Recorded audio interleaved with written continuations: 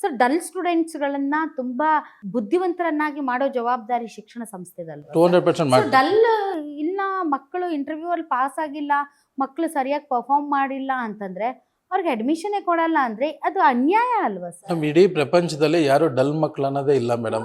ನಾವು ಅವ್ರನ್ನ ಕ್ಯಾಟಗರೈಸ್ ಮಾಡ್ತಾ ಇದ್ದೀವಿ. ನೀನು ಆ್ಯಾವ್ರೇಜ್ ಇದೆಯಾ, ನೀನು ಡಲ್ ಇದೆಯಾ, ನೀನು ಓದೋಕ್ಕಾಗ್ತಿಲ್ಲ ಅಂತ ಆ ಮಾತು ಹೇಳಿ ಅವರಿಗೆ ಅವ್ರಿಗೆ ತಲೆ ತುಂಬಿಕೊಂಡು ಅವರು ಅದೇ ರೀತಿ ಬಿಹೇವ್ ಮಾಡ್ತಿದ್ದಾರೆ. ನಾವು ಮಕ್ಕಳಿಗೆ ಪ್ರೋತ್ಸಾಹ ಮಾಡ್ಬೇಕು. ನೀನು ಚೆನ್ನಾಗಿ ಓದ್ತಾ ಇದೆಯಾ, ನೀನು ಇಂಪ್ರೂವ್ಮೆಂಟ್ ಆಗಿದೆಯಾ, ನಿನ್ನೆಗೂ ನೀನು ಇವತ್ತು ಇಂಪ್ರೂವ್ಮೆಂಟ್ ಆಗಿದೆಯಾ, ಇನ್ನೂ ಒಂದು ಎಕ್ಸ್ಟ್ರಾ ಲೈನ್ ಬರೀತಾ ಇದೆಯಾ ಅಂದಾಗ ಮಗು ಆಟೋಮೆಟ್ಲಿ ಹುಮ್ಮಸ್ ತಗೊಂಡು ಆ ಮಗುನೇ ಇಂಪ್ರೂವ್ಮೆಂಟ್ ಆಗುತ್ತೆ. Correct correct. ಅಂದ್ರೆ ಈಗ ಒಳ್ಳೆ ಪರ್ಸೆಂಟೇಜ್ ತಗೊಂಡವರು, ಉದಾಹರಣೆಗೆ ಈಗ 7th ಇಂದ 8th ಹೋಗೋರು, ಅಥವಾ 10th ಇಂದ ಫಸ್ಟ್ PU ಹೋಗೋರು, ಅಥವಾ ಸೆಕೆಂಡ್ PUC ಪಾಸ್ ಆಗಿ ಡಿಗ್ರಿಗೆ ಹೋಗೋದವರು, ಎಲ್ಲ ಕಡೆನೂ ಕೂಡ ಇದು ಪರ್ಸೆಂಟೇಜ್ ಅಥವಾ ಒಳ್ಳೆ grades that matters a lot.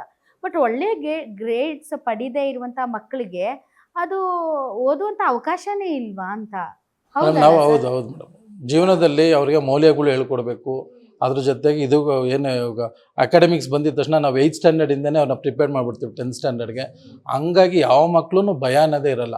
Exam ಮುಗಿಯೋಕ್ಕಿಂತ ಮುಂಚೆನೇ ನಂದೇ 20 ಎಕ್ಸಾಮ್ ಆಗಿರ್ತೀನಿ ಸ್ಕೂಲಲ್ಲಿ 10th. ಅವ್ರಿಗೆ ಧೈರ್ಯದಿಂದ ಬರೀತಾರೆ.